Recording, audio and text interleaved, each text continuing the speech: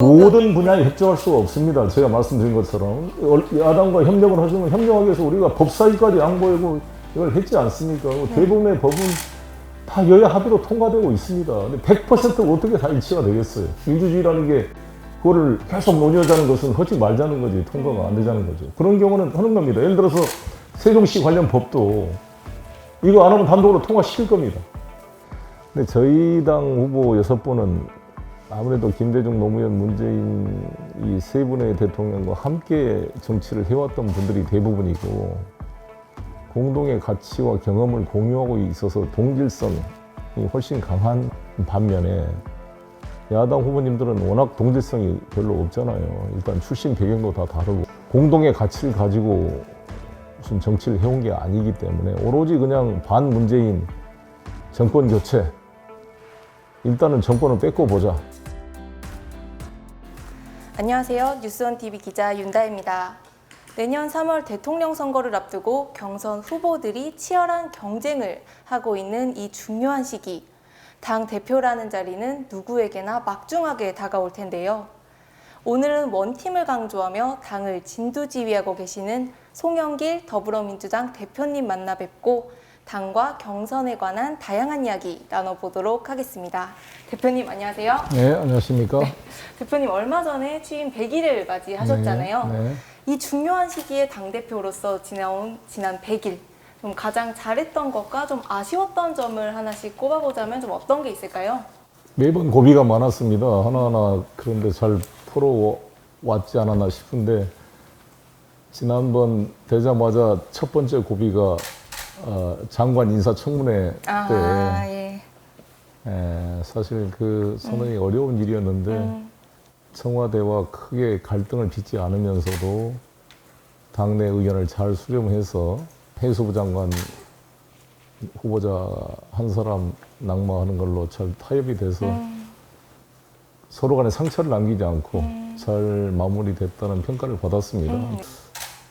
그 뒤로도 이제 계속되는 하나하나의 뭐 부동산 관련 의원들 탈당 문제라든지 종부세, 양도세 완화에 관한 그 법률 문제라든지 경선 시기 가지고 하는 문제 매번 시기마다 정도를 지키려고 노력했는데 의원들께서 수긍을 해줬습니다. 그 이유는 아마 역대 대표들 중에 가장 의원총회나 이런 걸 통해 토론을 많이 한 게 아니었는가 생각합니다.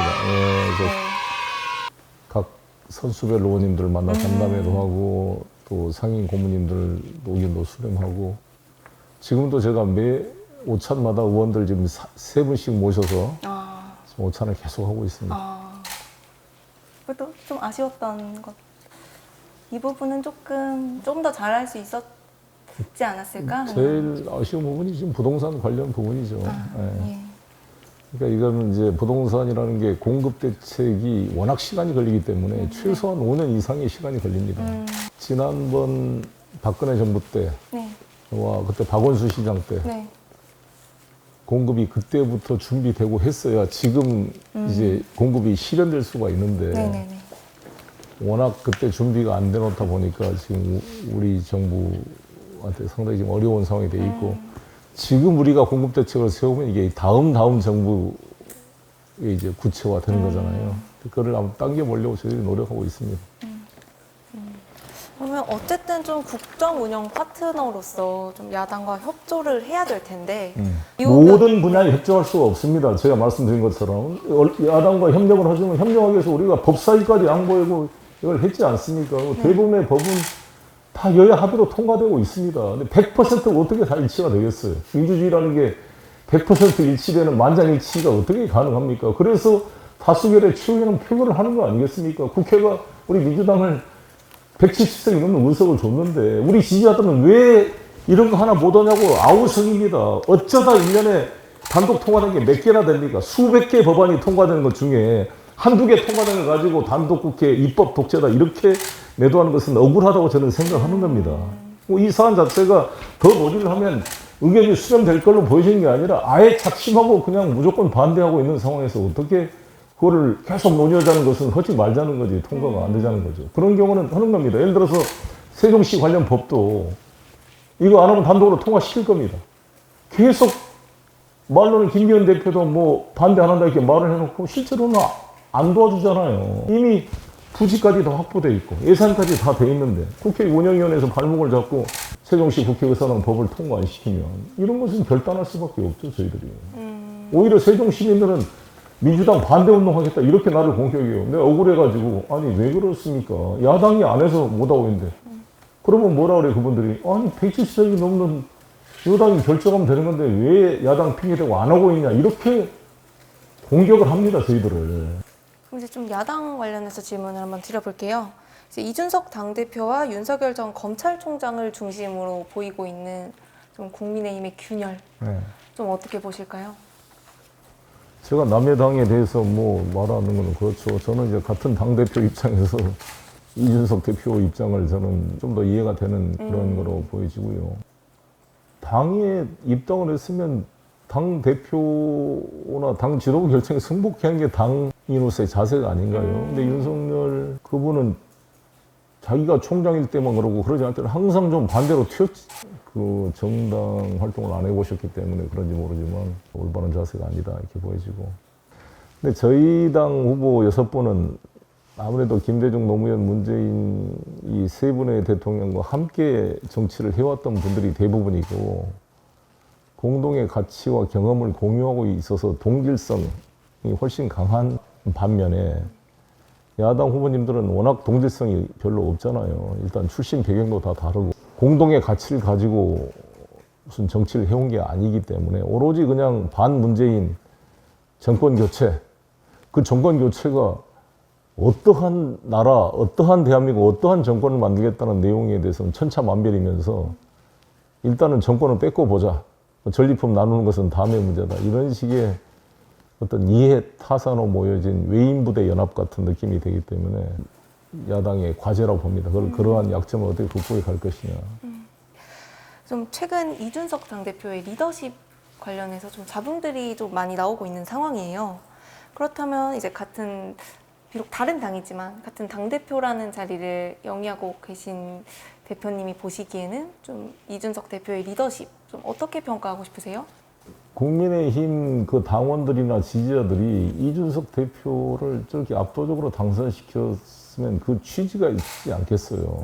그 취지를 존중하고 당원의 결단을 존중하고 승복하고 그거를 보완해서 가는 자세가 필요한 게 아닌가. 당대표라는 게 옆에서 팔로우업을 안 해주면 리더십이라는 게 혼자 리더십이 생긴 건 아니잖아요.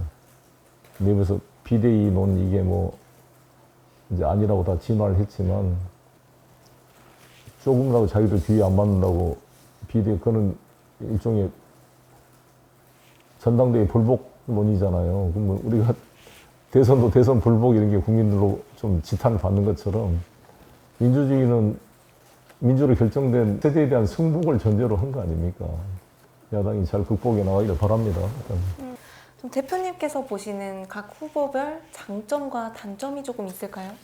장점만을 말씀드린다면, 네, 장점만 말씀드린다면 이재명 후보님은 장점이 추진자가 이게 추진력.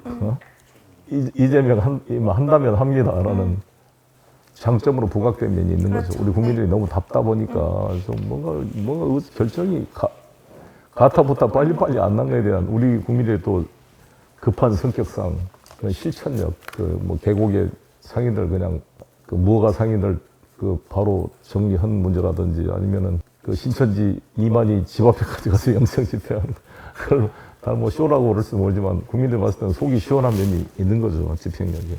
이낙연 후보님은 아시다시피 뭐 대단히 젠틀하신 분이고 5선 국회의원과 전남도지사 또 국무총리를 역임하면서 아프리카 돼지열병 같은 거 한 거 보면 아주 철저하신 분이에요.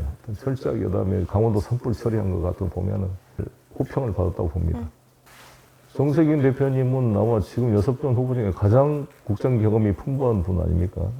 내가 봤을 때 가장 준비된 분이라고 보여지는데 특히 또 경제 분야의 장점이 있어요. 이분은 쌍용그룹의 무역, 글로벌 무역을 직접 현장에 담당을 해봤고 또 산자부 장관도 해보셨고 아마 경제 마인드는 이 6분 후보 중에 가장 경력이 있는 분 아닌가 싶습니다. 그런 장점이 있고 성격이 원만하고 온화한 품성에 이런 통합의 장점이 있고 여러 가지 장점이 있는데 가장 안 좋은 것은 안 된다는 거 아니에요. 총리님이 대구 그 났을 때 2주 동안 대구에서 숙박하면서 코로나와 싸웠는데 그거 안 사람 아무도 없습니다. 기억이 안 납니다.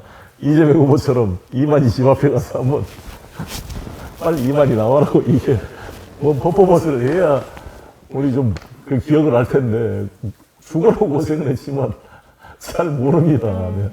추미애 의원님은 뭐 누가 보내도 개혁의 상징 꼿꼿하게 자기 소신을 가지고 정치를 해온 그런 장점이 있고 또 당대표로서 지난 대선과 지방선거를 승리로 이끌고 아마 민주당 역사상 처음으로 다 임기를 제대로 마친 대표로서의 그런 또 경력도 가지고 있죠. 근데 요즘 이번에 후보로 나오니까 옛날에 비해서 많이 성숙되신 것 같아요. 좀 더 균형도 잡히고.